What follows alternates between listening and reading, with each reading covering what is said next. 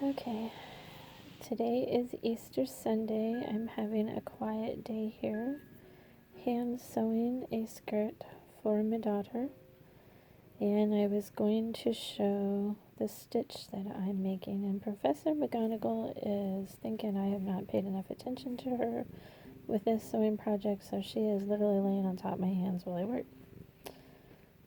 I stitched it together with a fast, get my fabric out of the way, running stitch.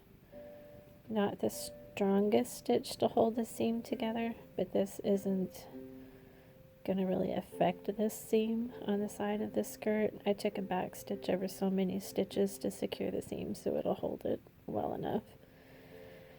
So this is a lightweight type of linen fabric, which means the edges fray and unravel very easily. So I could have felled this stitch to encase the rough edge completely, but I decided to do this stitch instead to tack it down, and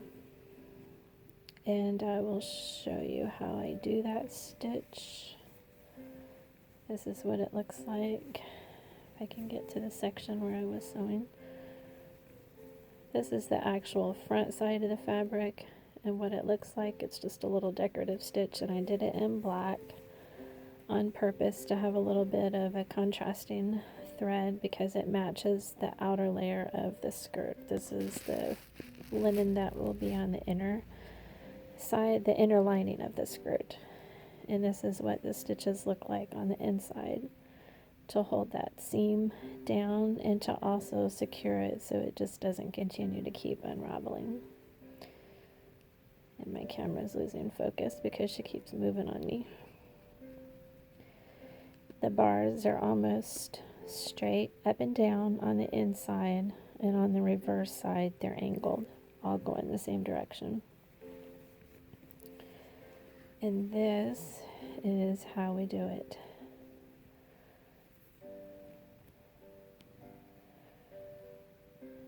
I take the needle and insert it at the bottom of where the stitch is coming through the fabric. Keep the needle on the same side of the fabric. Pull through. She's going to help a lot today. We'll see how much we get done on this project. Fessy, come on.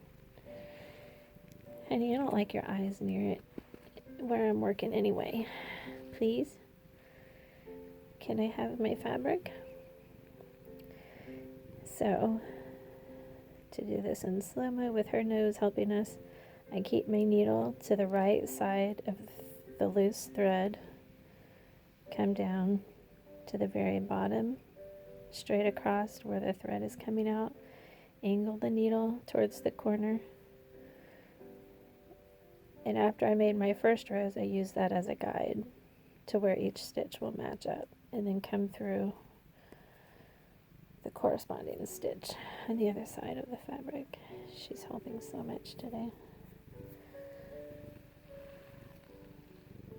And your stitch will line up on the inside. She's eating the thread. And on the back side, they're angled. So thread, needle goes on the right side of the fabric.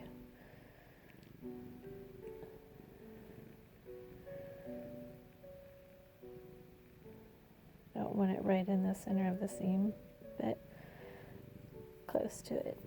Pull through. This was done a lot in the older days when they hand stitched almost everything by hand.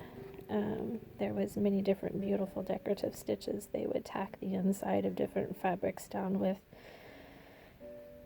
Some fabrics they just felled and completely encased the rough edges on the inside, but I like the decorative stitch, and this isn't too fancy of a decorative stitch. It's just a basic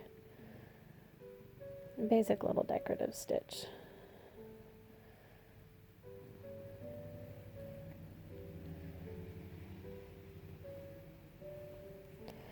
And I chose to do this stitch and to do it in black because, I'll stop for a second.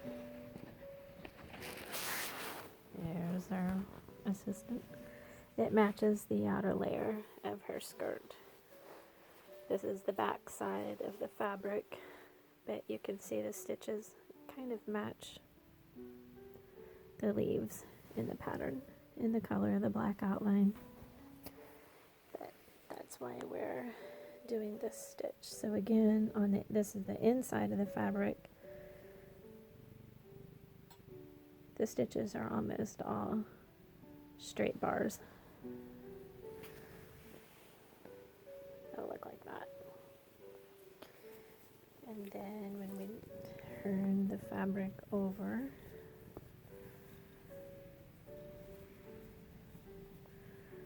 they're angled at a diagonal. So anyway, that's just a quick little tutorial on what project I'm working on today. Hand stitching a skirt. It'll all be pieced together by hand, including the elastic waistband. Everything was done by hand. And Professor McGonagall is learning a lot in our sewing vlogs. She's taking a little siesta right now. She says, goodbye, friends. Happy Easter.